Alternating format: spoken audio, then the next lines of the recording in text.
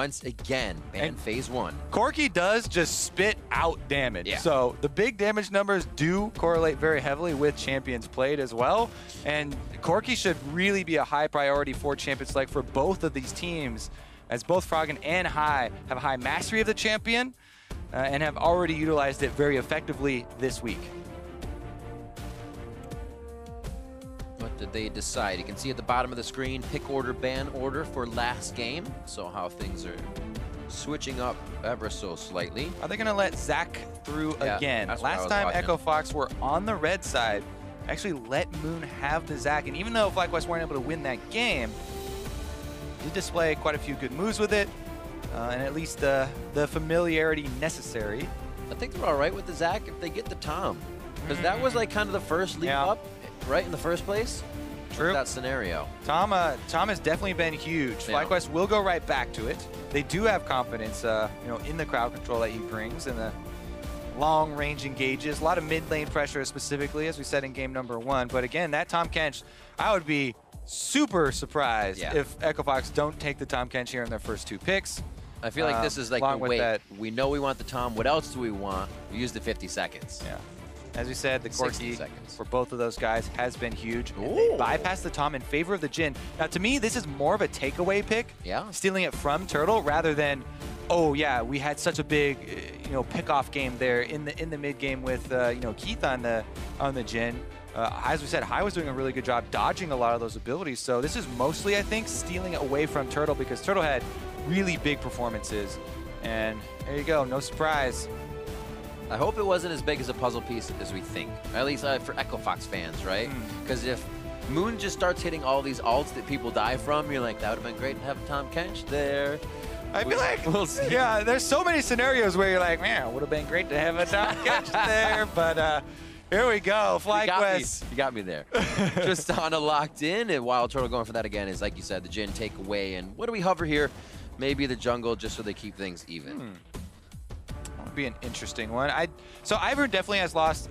We'll talk about the theoretical pick of Ivern, even though they probably won't do it. But I do like bringing it back up because even though Ivern lost a lot of power with the nerfs to the Redemption and Locket going over to health scaling now, so his build was really altered, I still think it's a very good champion, especially if you do have double AD carries you're trying to protect from the jungle. The shields, Daisy on the front line, soaking up a lot of the crowd control and damage. I think it still can and will be in the future incorporated into team compositions in competitive play, just with an altered build of, maybe that Arded Sensor first and then into the Redemption and stacking like that. But not going to be the case here, and it will be Akaadian on the Gragas. Love this champion. So much playmaking, really effective tank right now as well. Even better on live, but still very good here on the current LCS patch. And frontline is also something that a double AD carry comp would very much like to have. Gragas also doubles his disengage. Yes, he does. Syndra, Camille banned out. You can see that rumble for the side of FlyQuest once they get back into some picks as they do their final ban here towards Echo Fox. Probably just focused, let's say, at that top lane. Yep, because they're not fooled, right? As I said, it could very well be an Akaadian jungle Gragas. So it's that flexible pick that we always talk about, and FlyQuest do not want to let them flex it into the jungle and also take the Renekton for the super strong lane phase that we've seen and the CS leads that Looper was able to gain with it. More takeaways. There's 3 takeaways within this game. Balls may be going back to that Kled for a second play here in the summer split.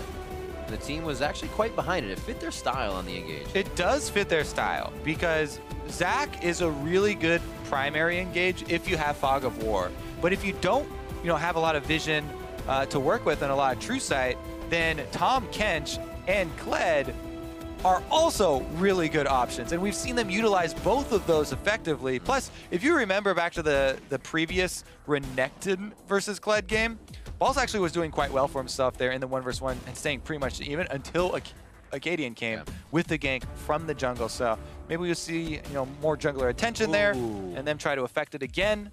But delivery systems abound. Yeah, High does round it out. This has been his most picked, as many mid laners, right? And it's his control mage of of choice. If he's not going with something like the Corki or Lucian in the mid lane, then control mage here for him has always been Orianna. That's insanely his most pick. The Talon is 2 and the Lucian is 2 behind him. This makes pick number 10 for Orianna. The ball control in the hands of High here as Froggen then takes the Bombardier to himself for this game on Corki. Gate goes for the defense. We've been trading Braum and the Tahm back and forth throughout these, basically. Braum and Tahm, best of buddies. Yep. In the bottom lane. We'll have to see here. That Rumble taken away, going up against that Kled. I wonder how much kind of nostalgia High and the rest of the guys get playing next to a Zach in game. In a moment, be like, Meteos, is that you? Blast from the past here. It has been a while. We're about to get into game number 3. Who is going to have the better chance to push each other to the limits, and who is going to fare better at those limits? Hashtag FlyWin. Hashtag FoxWin as we get into our final matchup in this best of 3. Seems like everybody got a pretty good composition coming into this one. So can't leave it up to that. Little bit more scaling on the FlyQuest side. That being said, it's never like the Echo Fox team composition falls off a cliff or anything. Yep. They also, Echo Fox on their side, have a lot of early game playmaking abilities. Jhin, operational off of just a little bit of lethality. Him in combination with Gragas and Braum is actually enough crowd control to set up for the Rumble ultimates. And we've talked previously about teams with a lot of damage, playing a Rumble from the top lane and not having to use territory basically and the terrain to funnel people onto those big abilities. But there's actually quite a few skill shots that Echo Fox could rely upon to control the face of the battlefield. Welcome to Summoner's Rift. Looking around at some masteries. Nothing weird on the start. Doran's Blade, Doran's Shield for our bot laners. No fervor on the Rumbles? No Check. fervor on the Rumbles. Check. It looks like, again, calmer start. The starts get calmer and calmer as a best of 3 goes on. Or even a best of 5 as teams don't want to give up too much in the beginning. And we remember FlyQuest just surging with momentum that last game. But even at the end of both of these wins, while they were back and forth, neither team kind of got up in excitement, right? It's a very hard-fought win. They know there were mistakes. They know there were good plays. So it's been a long one here in this series. This series has been an absolute slugfest, taking its toll on both teams. And it all comes down to this. Can FlyQuest really begin their climb out of the bottom of the standings? Or will Echo Fox put their foot down and even up to go 500 at the beginning of the split, which would be a pretty good spot for them, all things considered.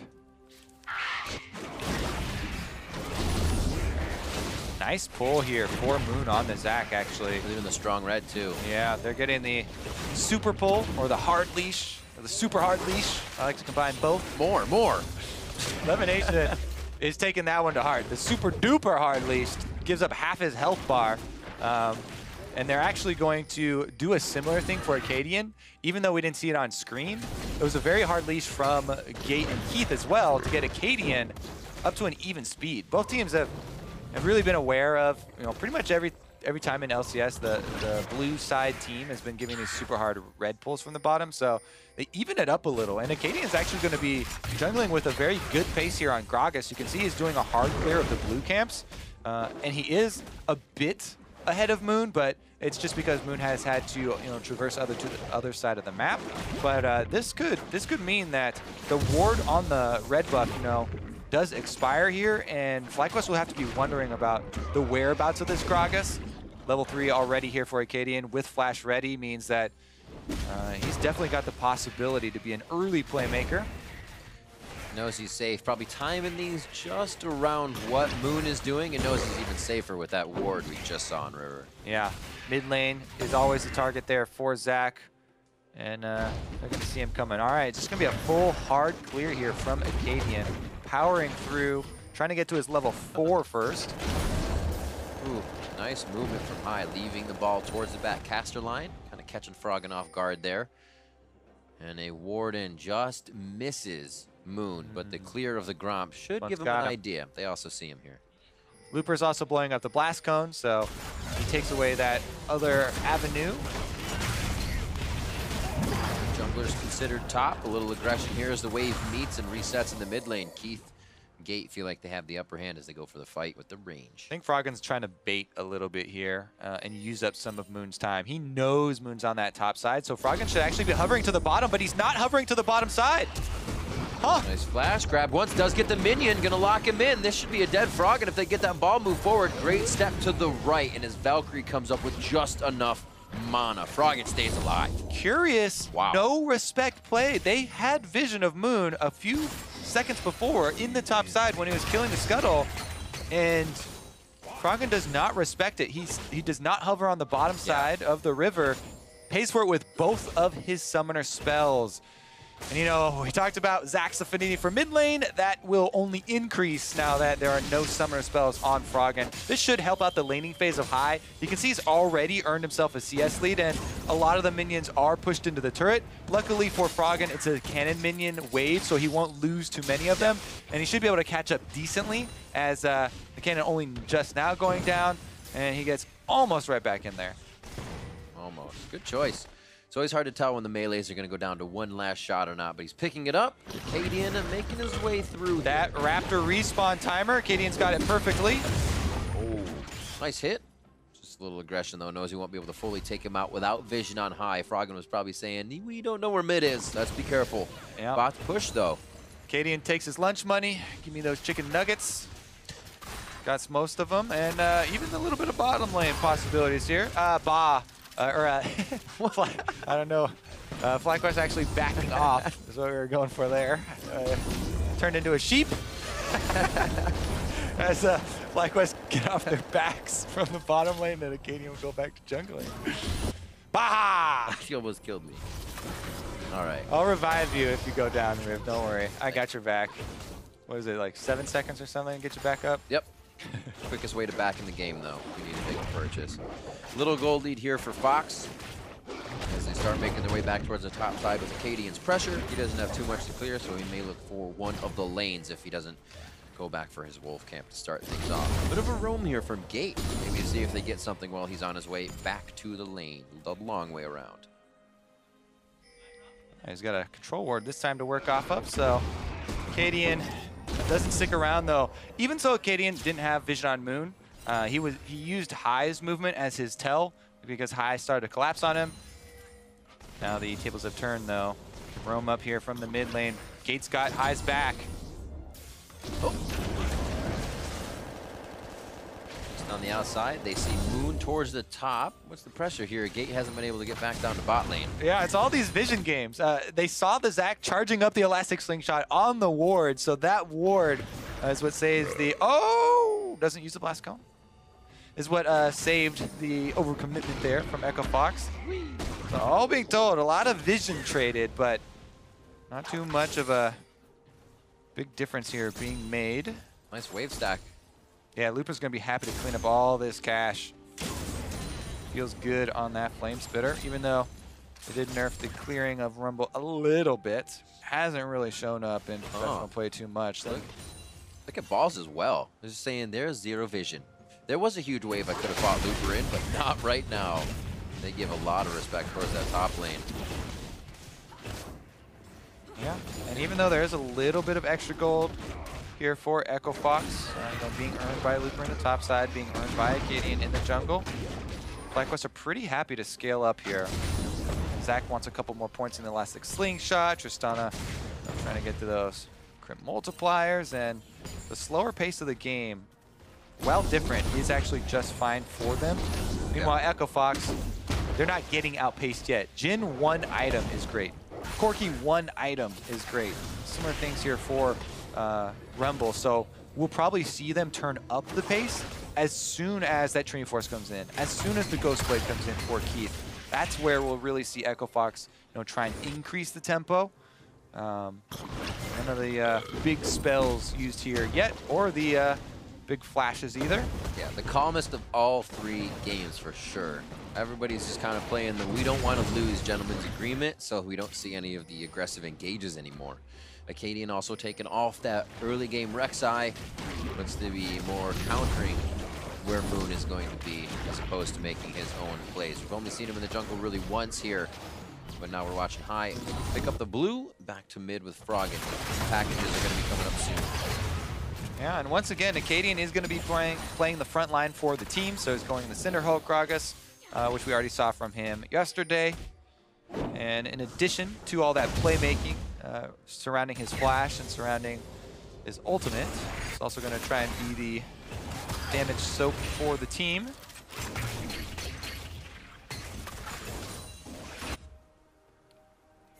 Somebody's got to pull the trigger soon. I mean, that package, as a Corki player, it kind of weighs on you, and you see the timer running out. You really want to make use of it. Sometimes it can get you into trouble. You know, a reckless pilot, but Froggen not going to force anything here quite yet. As we said, still has plenty of time. Working up toward the Trinity Force. Even in all lanes as well. Ball's able to push in. Looper for a moment takes scuttle control. Or almost scuttle control. How to leave it. You could tell, as you said before, last time when Balls had minions in his eyes, he backed off because he didn't have vision on the jungler. This time, High makes the call from mid lane. Corki's roaming with the package. Better back off. So Balls sacrificing CS here again to Rumble in order to stay safe, in order to not give up kills. And even though it feels bad to sacrifice those CS and kind of just watch from the bush, reaching out, crying, no, one more minion, another minion. They do build up there, so the wave eventually going to push back, and he'll feel good about that one. Cloud Drake as well, not spicing things up too much as people fight around it until they can really get the objective to go at it. Okay, we may have Moon thinking offensively now here. Level 6 on Zach to make a big play onto Looper. Yeah, he's going for it all right. Bear trap on a rope, miss, but Looper's not a bear, so how much would it really do? He gets away, Gates just on the other side. He says, stand beside me. We're gonna have some fun. Moon almost goes down, but he tries to take him out of the fight with him. Few more shots. Balls goes down. First blood as Keith drops the curtain on him. Oh, what bad timing for FlyQuest. They finally decide to go offensive, and the first gank is into the lane swap. Echo Fox already 20 seconds before that had started the lane swap with their duo heading up, but FlyQuest actually want to defend the push on the first turret here. Moon charging up. This'll voyage with high. Lemonnation as well. Chomped up and he stays safe. That's going to be the teleport down bot lane. Quick save from Looper, but they're double TPing in. Looper putting himself in a very scary spot. WildTurtle maybe jumping forward. Looks like they're going to hold that other TP down. Yeah, switcheroo here from FlyQuest does earn them the first turret bonus, but Echo Fox still with a gold lead here, and they haven't even cleaned up the top turret yet. So that top lane play to get the first blood definitely did a lot for them. A lot of damage here, wear and tear on the FlyQuest turrets as well. Opening up the map just a bit. The one and done. It wouldn't be Balls though. He could obviously jump off Scarl. It would take Fox too much time to coordinate that kill, and they back out. Turtle back to mid, and now it's a bit of cleanup here. Fox strikes, and FlyQuest figures out where to go with it. Let's see this play once again. Yeah, so they just assumed that it was a normal back here from the bottom lane of Echo Fox. They go for the gank. Moon does not immediately go for his ultimate on Looper. They just try and chase him down because they don't account for anybody else. But if you look at the mini-map during that replay, it was all dark again. So while Balls had been playing it so well and so cautiously by himself in the 1v1, as soon as his jungler shows up, it kind of feels a little bad that the offensive call there gets turned around. And, those junglers. Yeah, I had to say, I praise them all the time, but in that case, you could tell Balls have been playing so defensively the whole time, being so cautious, and then Moon comes up with the gank. He's like, okay, I guess we'll go for it. Boom, turned around. So what's your decision there? Obviously, you can go back at it, but Akaadian may be expecting that as well. Do you go to repair it, or do you say, all right, back to you being you? Sometimes it's very difficult, right? Because they didn't have vision. When you don't have any sort of deep vision, those are the times you have to be the most cautious. And Rumble specifically is one of the champions that junglers have nightmares about ganking because he has so much AoE. He turns around ganks very frequently in the top lane, 2v2s especially. That ended up not being a 2v2, and that was a 5v2 almost, worst case scenario. But even in 2v2s, you have to respect Rumble's ultimate and Flame Spitter, and the ability for it to turn around ganks on melee champions. That was really the best of all worlds for Echo Fox. And they were very happy to get that kill, but then a little bit of sleight of hand got Echo Fox the FlyQuest the early turret kill. Now they're still under pressure though.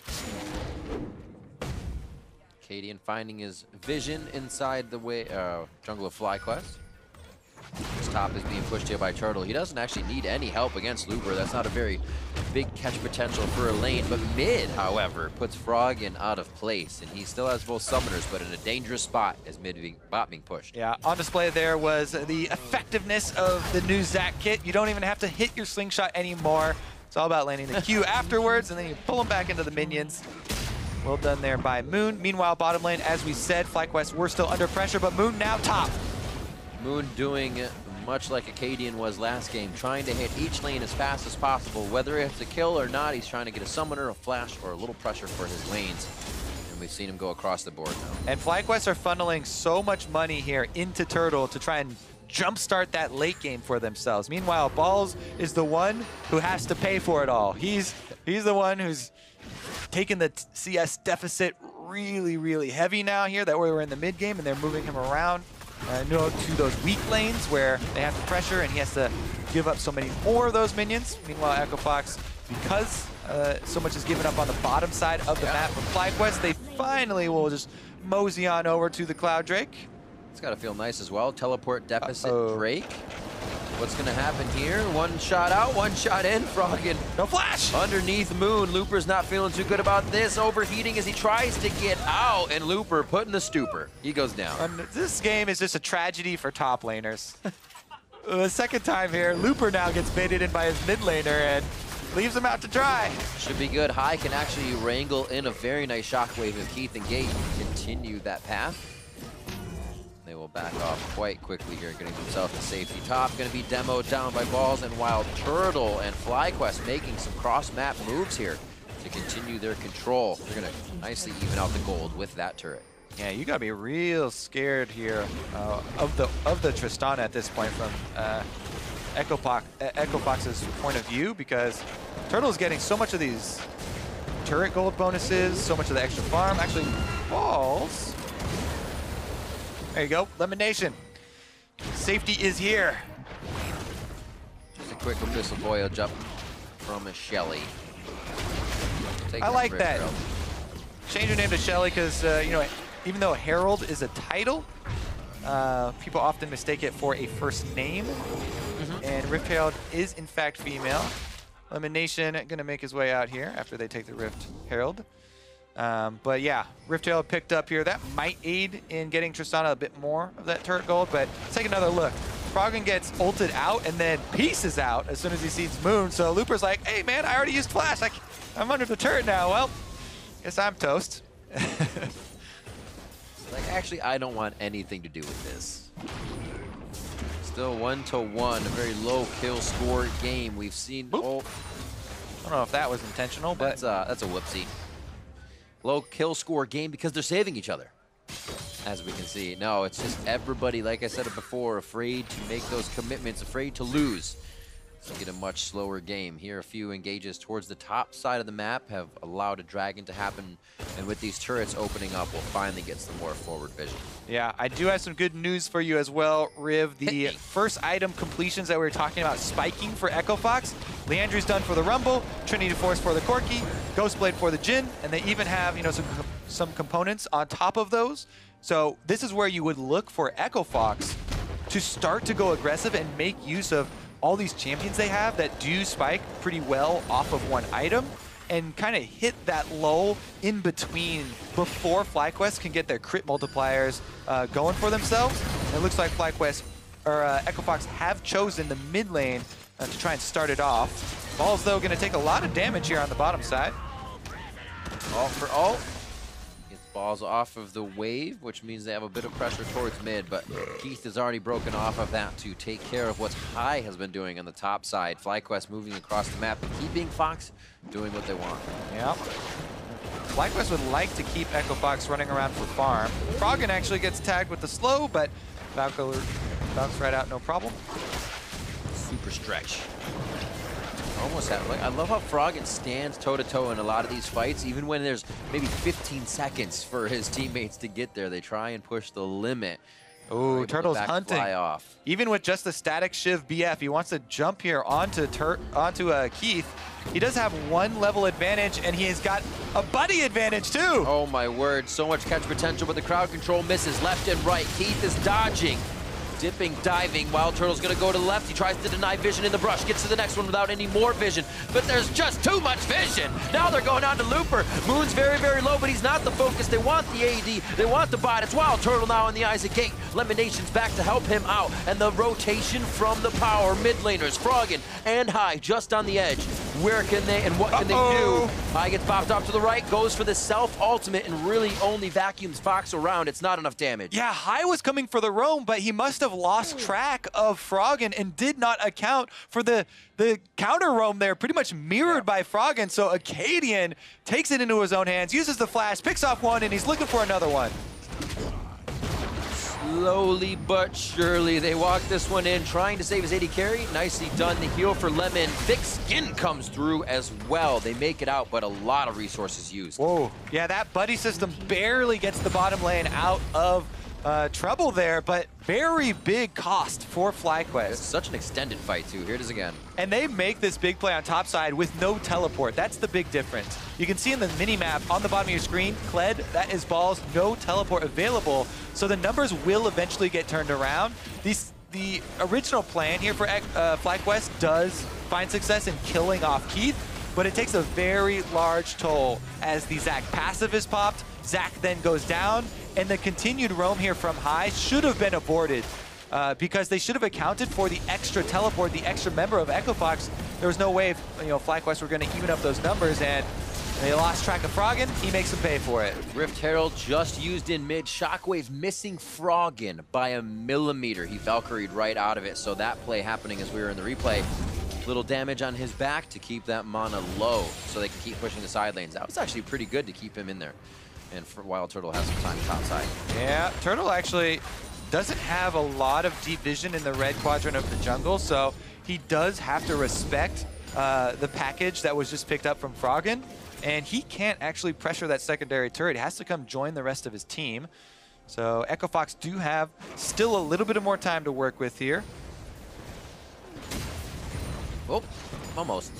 Still not going to be a problem. He stays with the team. Pings from FlyQuest onto Baron. That's a pretty dark area for them, and they don't know if it's even being pressured or baited from the top side of it, let alone the bottom. Here clearing out a pink ward and getting a little bit of that vision back. Yeah, and they actually have a good opportunity to jump onto Echo Fox. Looper now the one with no teleport, and they're going... Oh, they don't pull the trigger. This mid turret is so low due to that Rift Herald that was activated before. Echo Fox actually get themselves out of a little bit of a sticky situation where Looper wouldn't have been able to join and just back right out. That package really threatening here and does buy them a lot of map control. Fox taking over a few. High, low on mana, really only 250 there. Dissonance is 100 or more, so he needs to get out, get some mana, and they can get back to these lanes. Finishing up his last few bits of farm, 1,200 gold to spend for him, so he's looking to cap out on an item before he can go back. That's just the Ocean Drake going over, a little bit of regeneration here. I don't know if much of that's been used, as these fights are hitting fast and hitting hard. Speaking of which, Akaadian has his sights set on the mid lane, but all the rest of FlyQuest show up, so might have to readjust those. Pinks everywhere in the inventories of Foxes. They make their way out of the base. You can see what they want to do, move those wards forward with the ability to protect them. Right now it's all owned by FlyQuest, as they've had one of their better early starts to a game coming out of this one. And they were really able to put that hurt down onto Froggen for the first time in the mid lane. He did get his escapes in, but more pressure has seemed to keep him down from roaming Froggen, making plays elsewhere on the map. 3-2, just around 23 minutes in, with the gold just about even as well. After 20 minutes, you're going to be focused on those wards towards topside. High actually still has not gone back to buy yet, but has let the mana charge up. A lot of money to be playing with in this fight. You can hear balls coming from the bottom side. They still have to teleport to play after this if they get the big win in the fight. Equalizer crosses the team, splitting balls. and Moon down to the bottom, and Keith has dropped. His flash was down, and Fly knew they could initiate the fight. A kill coming in for High now as FlyQuest finds their mark on 2 and looks for control on the map. Those are 2 big carries down for Echo Fox now, and they're in a very dangerous scenario of trying to defend this Baron bait from FlyQuest with only 3 members still up. Balls gives away what the idea is. It's top and mid. Let's stop them from backing and keep the pressure. Yeah, Balls goes really aggressive in the 3v3 here. Gets dismounted. Got that Scarl invincibility. Then you go for Lemon's tummy. Now they're going on the top turret. It's ever so slightly things in favor of FlyQuest, but there are areas Fox has windows to get back in here, so FlyQuest has to be careful. Yeah, FlyQuest are feeling so good about their scaling now. We mentioned the Tristana items. They just now have Turtle hitting both the rapid fire cannon and static shiv in addition to his train force. So this is a fully operational Tristana, not to mention he has the levels as well due to all the split pushing that they've done. And one of the biggest things about the scaling for Tristana too is the range. You know, she gets an extra 7 range for every level. And we'll take another look at this team fight, but the engagement here from FlyQuest frontline was very good. Moon on display again is the power of that Zac. Gets locked down those 2 carries. Turtle here jumps into both of the enemy carries and gets the kill, getting out alive on that Tristana.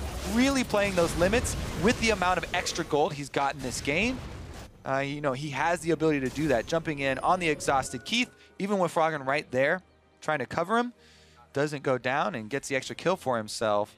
You know, at the level 13 there for Tristana, that would put it at 634 range.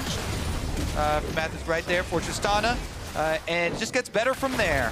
Little separation. 9 pink wards just purchased by Fox, so near 1,000 gold spent in trying to regain that vision in their jungle. If they can protect it, it will be a big return on investment. And Echo Fox look to stop Balls here. They're initiating on 1 member, but don't know who else is going to be coming out of the woodwork. Froggen has a fight against Turtle in a 2v1. He buster shots gate back. They get him to safety, or I should say gets himself to safety. But Turtle is playing on that knife's edge, as we've been saying, and FlyQuest has been needing it. Yeah, all right. So from Echo Fox perspective, now this is completely different than game number 2. They're on the defensive. They're looking to outplay under the turret. Can Echo Fox get that counterplay? It's so difficult against that range increase on the Tristana with the rapid fire as well as their passive, and FlyQuest are just closing the clamps. They've scaled very well here into the mid game, and they're taking advantage. Echo Fox kind of have to come up with one of those big team fights. Maybe it'll be here in the red quadrant. Moon comes up with no one. Trying to go in. It's like they're going to steal this red out here. Turtle blasting forward. Thinks he can zero out Froggen. He's probably right with the amount of damage he's been doing. But gets Froggen to Valk out of that one. Looks like everybody stays a little bit safer with how many summoners were blown in these last fights. Fox is waiting on quite a few of those to come back up. Yeah, Froggen definitely deserves respect. He's at 280 CS, highest in the game, even with Turtle being funneled the farm and funneled the split push. This Corki still can put out a large amount of threat if Echo Fox can get one of the team fights set up on their terms. It becomes more and more difficult as the game goes on, and you can see the vision here from FlyQuest. Yep. You know, they played it slow in the beginning, knowing that they're just trying to get Tristana fed. Now that they have crested the mid game here, trying to push in with the vision and take advantage. Knight's Vow for Gate finished up. Expect that to go on Keith once he makes his way towards the mid lane. Yeah, the double vows here for Echo Fox, kind of their special this weekend.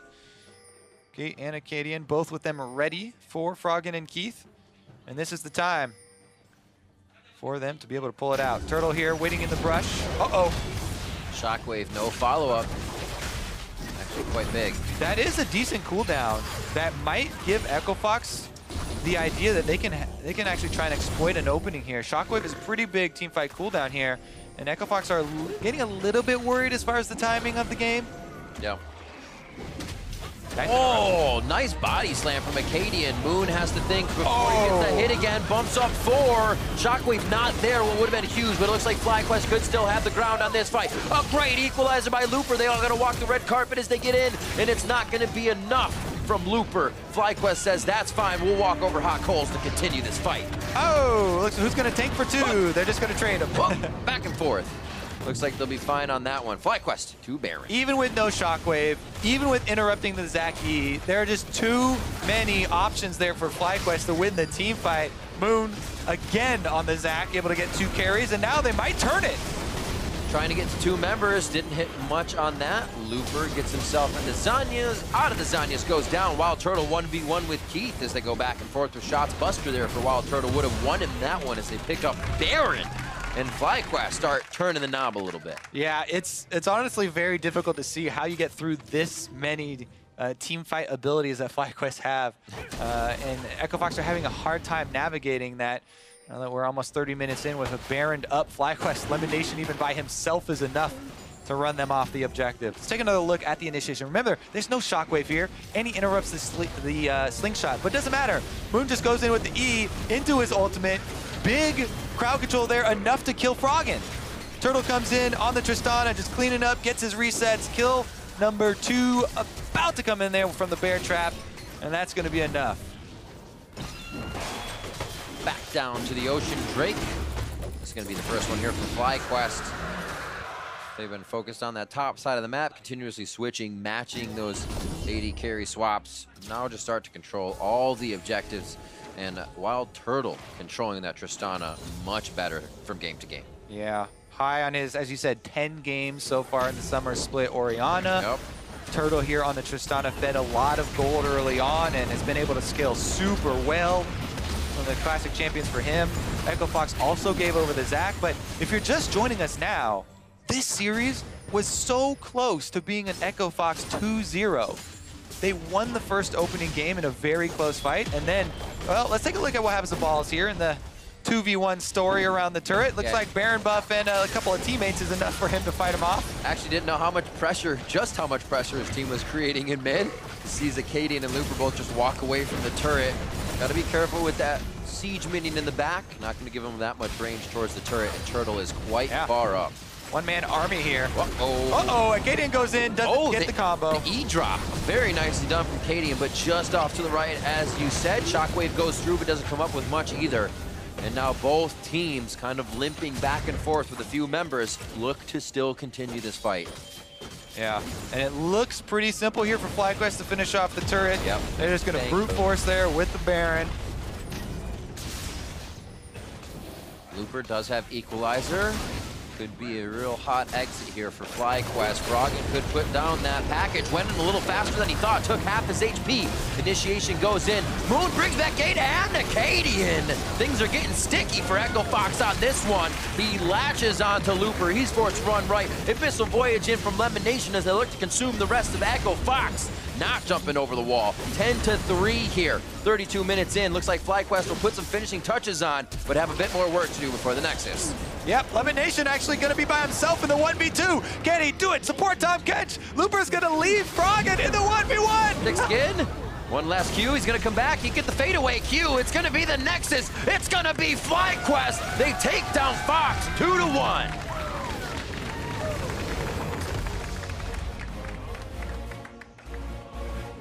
And what a completely different story than the entire rest of this series. Game number 1 is a slugfest, back and forth, team fight after team fight after team fight, finally barely deciding in an Echo Fox victory. Then game number 2, Echo Fox jump out to this huge lead and you think they're gonna wrap it up.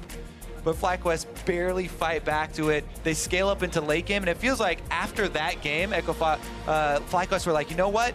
Scaling to late game is exactly what we should be going for versus this team. So they draft again into some very nice scaling team fighting. Yeah. They play the early game of game number 3 so much slower that it looks like they had this game completely calculated. And Echo Fox got a little bit of an early lead, but not nearly enough to make up for the fed turtle there on Tristana. Yep. It was much different once they got that Rek'Sai as well away from Akaadian, who was having beautiful early games. They slowed him down a little bit, were able to focus across the map, and then start to hit the main pivotal points, making sure Froggen wasn't getting what he needed. And also keeping Echo Fox off of these high kills, keeping them off of spiking early. This is the lowest kill game of the series that we just saw, and that favored FlyQuest with the style of play around the map that they usually bring to the table. So that means that FlyQuest go 2-0 on the week. We talked about what that momentum has to feel like. Putting so much practice in and not seeing results weighs on you so much. And here at week 5 is when some of that needs to turn around. Exactly. And, you know, they can definitely be, you know, happy about the gains that they've made this weekend. But they have the entire ladder basically to climb, because they did start at the very bottom, tied for 10th coming into it. That being said, it is kind of heartwarming to see the teams that have been struggling so hard and been questioning themselves find some success. Yep. And really make the bottom of the standings also more interesting here, because that also knocks Echo Fox down another notch, as they'll have to take this home and look at the late game, because that was what cost them in Game 2 and Game 3. Especially in Game 2, we kind of saw both teams denied each other that huge initiation, which was I was very surprised to see with FlyQuest. Every time they had that Zach Moon was going in, they were still trying. And I even mentioned everybody behind a bad call isn't always a good thing. They were making better calls this time, more organized, and balls on Kled as well. Pretty formidable opponent for the team, now fitting that into the mix. Yeah, definitely more organized this game. This was the most organized of the games. You could say that. And FlyQuest were the ones doing the organizing. And it seemed like they went back to kind of the old way that they play. It wasn't too strenuous on them. They were still having fun, taking engages as they came, and they just kind of play this lax game, clear calls, and they go and take the wins. As out of champion select is where we used to see this team doing a lot of stuff, getting those flex picks, doing things that they can really turn another team around when they get the lane swaps, which was also somewhat of a pivotal point in these games. As we saw, top lane was being lost. There was a bit of lane swapping coming in. Yeah, definitely true. The Zach pick came in big for them. They were able to get him multiple times in the series. And that type of crowd control from the front line was really good in setting up their team fights. What a great victory for FlyQuest. And for more on that FlyQuest win, let's check in with Captain Flowers and the victorious support. Thank you very much, gentlemen. I'm here with Lemonnation, who, along with the rest of FlyQuest, has managed to find themselves a 2-0 victory week here today. Now, talk to me a little bit about how it feels to get that momentum going for you guys, especially for you in particular. You got family here watching this weekend? That's got to feel good. Yeah, this is the first time my family's actually come down for the games to Cali, and we got a 2-0 weekend, so it worked out perfectly. I think we've been playing a lot better recently. Even last week, I thought we had improved since earlier in the split, where I thought we were playing very terribly. And we still do have a lot to work on for sure, but I'm happy how we're going. Yeah. What kind of improvements do you think the team is making that's allowing you guys to have these victories now and sort of bounce back into the form that you were in when you were looking really, really good as a team? Honestly, I think we just kind of make a lot of dumb mistakes, a lot of basic mistakes. Like, I'm getting caught out where I shouldn't. We're just making a lot of small things that kind of, you know, lead us to have a lot of issues later in the game. And we kind of have issues mid-game as well. And we've kind of just been lowering those, working on fundamentals again, and making sure that we kind of know what to do, you know? Mm-hmm. Well, it sounds like you guys are definitely recognizing issues that you have. You're correcting them to be able to find the wins like you have this weekend. And we're cresting the hill now over the middle part of the split. We're getting closer and closer towards the end of summer 2017. How do you guys feel about the potential of FlyQuest seeing playoffs twice in a row and making a run for it? I mean, I think we definitely can. Like, I think making playoffs is... As long as we continue to improve, we'll definitely make playoffs. All right, so as part of that improvement, coming up, we've got Rift Rivals this upcoming weekend, so there's not any regular LCS play. What about you guys on FlyQuest? You're not attending Rift Rivals, so what's the plan with this upcoming downtime? Well, we have a 3-day break in the next 3 days, and then we just start scrims again, so I'm going to just spend it with my family. Hey, it sounds like a fantastic way to celebrate the wins, fantastic way to keep on going further and further in towards Summer Split. So congratulations once again, my friend. Best of luck to you and the rest of the team, and we're tossing things over to the analysts to take it from here. Thank you very much, Captain Flowers. A 2-0 week for FlyQuest. You heard from Lemonnation there. It's going to be great for them to have gotten that as we kind of crest that halfway point of the split. as we just talked about in our last post-game segment around Phoenix One, who just got a victory over Immortals, they now get that 2-week reset before we come back in the summer split. And so for FlyQuest, it's going to be about continuing to push the envelope of that improvement that Lemmonnation's talking about in order to make it to playoffs. And I think what they're starting to find a little bit of a style this weekend where they've beat both Dig and Echo Fox kind of off the back of more standard team fighting team comps. They still play, you know, like we saw with the Lucian mid and that kind of stuff. They still play heavily around the mid lane. But if the enemy team is not super good at executing in the late game, it feels like they can take some wins just by having some of that decisive team fighting that you want to see. And Turtle on a little bit more individual playmaking can really step up. Absolutely. I mean, I think Turtle has been a bit, this week in particular, especially with the Tristana pick coming back and Jhin. Actually, his Jhin is phenomenal too. So those two picks seem to be working for him quite well, where, say, the Caitlyn's didn't let him shine as much. Well, we talk about him being not the best laning player, and we thought maybe Echo Fox isn't a great team for him to be on just because it feels like they need to all in on the early game, but they've kind of gone the opposite. Yeah, FlyQuest, excuse me. They've kind of gone the opposite. Don't know if he'd be good on Echo Fox. Yeah, who knows? But yeah, on FlyQuest being such the team that seemed like they need to early game focus, they switched to late game here, and that's where Turtle was always his best. Is sometimes he still takes those risky fights, but he can be the guy who actually cleans up a team fight and snowballs to a victory. But let's talk about that. Let's take a step back here, actually, for a moment. Let's talk about this draft, because coming into Game 3, we had talked about with Echo Fox moving back onto the red side. In Game 1, giving the Zac up, also giving the Corki up. This time, they decided to make the adjustment, hand over the Zac so they can take the Corki pick away from high, which I actually do think was an intelligent adjustment in terms of just the draft phase. I think that idea makes some sense. You saw him take Zac Game 1, like you said. This time, just don't give him the Corki with it. So you get the Corki, because if you ban the Zac, maybe Corki rises all the way to first pick priority, and you don't get it. So that part makes sense. Where they lose me a little bit is in the second draft phase, where they take Rumble blind early on. And this gives the Kled counterpick over to FlyQuest. Right. Now, there have been some bans on Rivington, and so maybe you think you no longer have a good counterpick to Rumble if Balls decides to take that blind. And of course, yeah, you have to fear that Balls will take that blind. He's very willing to do so. But either way, what ends up happening is now you have a Zac Kled front line for an Orianna Tristana core back line, as well as having a Tahm Kench. So suddenly you have this monstrous late game team fight comp where you don't really have pressure in too many lanes early on. Yeah, we saw in one of the final fights that WildTurtle almost got zeroed out before Lemonnation was able to gobble him up and keep him alive just long enough for then turn the fight and roll back through. But the fight I want to take a look at comes at 29 minutes. This is the Baron fight, 2-for-0 plus the Baron for FlyQuest. It was a really, really scrappy game, but slowly over time, Turtle had picked up a couple kills, and now you get to see that kind of brute force initiation. Moon misses his E, doesn't matter, gets a knock up. Great Balls flank comes in the backside. Yep, great flank, sets the team up, and now Turtle, after that first kill, kind of starts going wild in the team fight. A nice equalizer out of Looper, making FlyQuest chase over it to find that second kill of this team fight, but you know, Turtle's going to be able to life steal up a little bit, and they're tearing back on the Baron. They pick that up, and then just a couple minutes later, the game ends. Balls didn't do very much damage this game. Nope. I was not expecting to see that. No. I mean, it makes sense, obviously, that Rumble would outdamage him as a team-fighting mage who can lay that equalizer down, but that is a huge discrepancy. Yeah, and so when you say, okay, well, Kled got the counterpick on Rumble, who cares? Look at the damage graph and the fact that, you know, Looper wasn't snowballed on, but you need to take it in context where Looper is actually a pretty strong laner, and Balls has been struggling. All of FlyQuest, honestly, has been struggling in CSD. Now that he has the favorable matchup, he can focus more on going even and then playing the team fights out where he's more focused on flanking. Right. Even though you think about Kled as, oh, he sets up ganks great onto Rumble and you can snowball on it, you can also just play the lane even and then focus on that late game. Exactly. All it requires then is that good positioning there on the flank, as we mentioned, to kind of give that pause to the enemy team, which lets Turtle do the damage. That's the only person that really needed to do the work. Of course, the Orianna did supplement that damage. Turtle will get player of the game 6-0 and 4, 91% kill participation on the Tristana. This guy is finding his spot here on FlyQuest. So is this the start of that upswing for FlyQuest? We heard Lemonnation talk about it. If they continue to improve, he thinks that they are a shoo-in to make playoffs. I mean, I would be willing to buy in a little bit because it's been a great weekend for them.